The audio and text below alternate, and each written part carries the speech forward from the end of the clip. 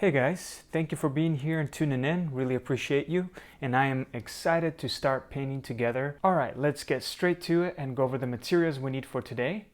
Of course, I am using a 16 by 20 inch canvas here.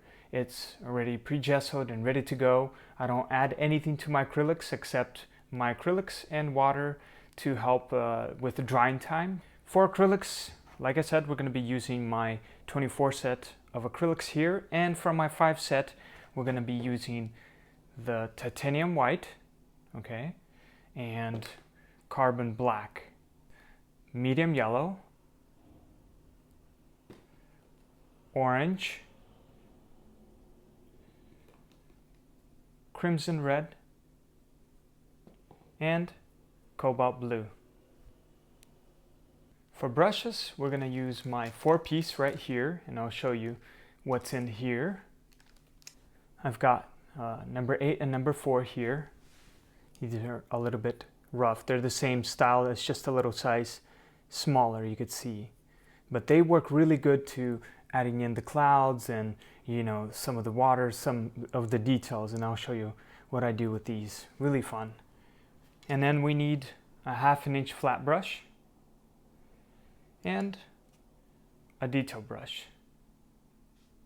For blending the backgrounds, we're going to need 2 blending brushes. These are M1s, and one I like to use to lay down my colors out first with water and paint, and then where I want it to be blended, right? And then the second one I like to softly blend everything in nicely.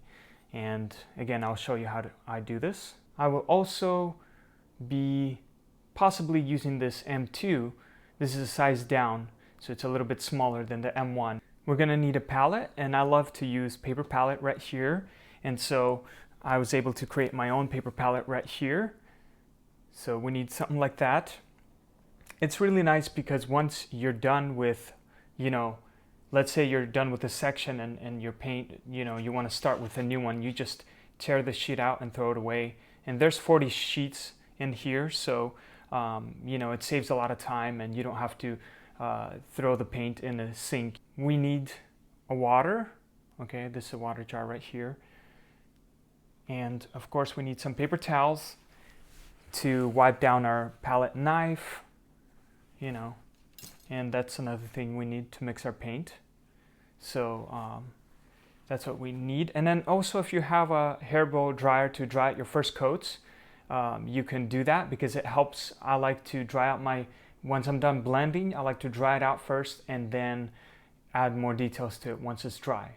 Because if the painting is still wet and you're working wet, right, you can peel off the paint and you'll see the background canvas, and it becomes a little messy. So that's why it's important for it to dry out first and add more layers on top of it. All right, and that'll be all for the materials. All the stuff that I'm using here today, including the canvases, palette, paints, and brushes, are available at ColorByFeliks.com if you're interested in using what I'm using today. Basically, I use these materials in every painting that I do, but you could use any materials you have available. I'm pretty sure you could, you know, create and make something similar with what you got.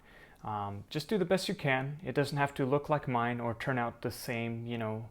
Have fun with this and create it in your own way, you know, add your own placing of the boat or whatever I do here. Have fun with this, you know, take breaks, enjoy the process, and use what you got, and let's have fun.